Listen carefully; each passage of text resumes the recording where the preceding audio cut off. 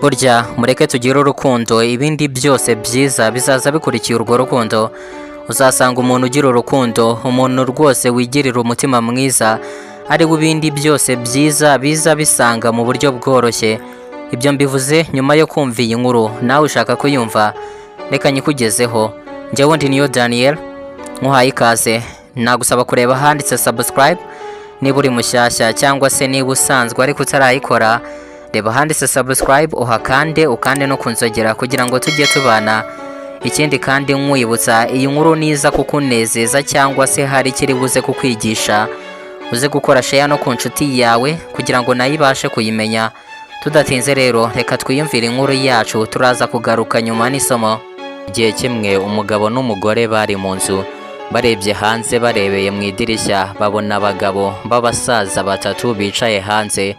Ngo umugore arangije arabegera arababwira ati mumaze akanya kanini mwicaye hano hanze, mumaze umwanya munini, ngira ngo ahari mwaba mushonje, mwaza mu nzu tukabaha ibiryo. Ubwo babasaza baramureba, bamaze kumureba umwe ahita amubwira ati twese ntitwazira mu nzu icyayi. Ubwo wa mugore ahita abaza babasaza ati ese kuki mutazira mu nzu yanjye icyarimwe? Umusaza umwe ahita amubwira ati ntibyashoboka, ariko wahitamo umwe muri bujyane. Ati uyu nguyu bamwita ubukire, aramutse aje mu nzu yawe wagira ubutunzi bwinshi cyane.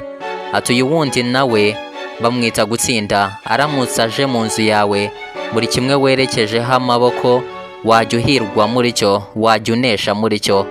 Ati nanjye rero banyita urukundo, ndamutse nje mu nzu yawe, inzu yawe yarangwa n'ibyishimo, hakabamo urukundo. Ubwo umugore ahita yinjira mu nzu ngo abanze abaze umugabo we uwo bakwemerera muri abo bose ngo abe ari uza mu nzu yabo.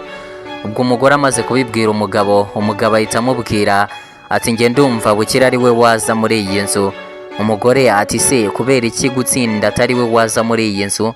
Babijyaho impaka nyinshi cyane rwose, bose nibemeranya, baravuga bati noneho reka duhamagare gukunda. Ubwo umugore arasohoka ati harya ninde bita rukundo muri mwe? Ati ni njyewe. Ati ngwino mu nzu, ni wowe turi bujyane mu nzu. Ubwo rukundo arahaguruka, ahagurutse agiye na babandi babiri bose bahita bahaguruka baramukurikira.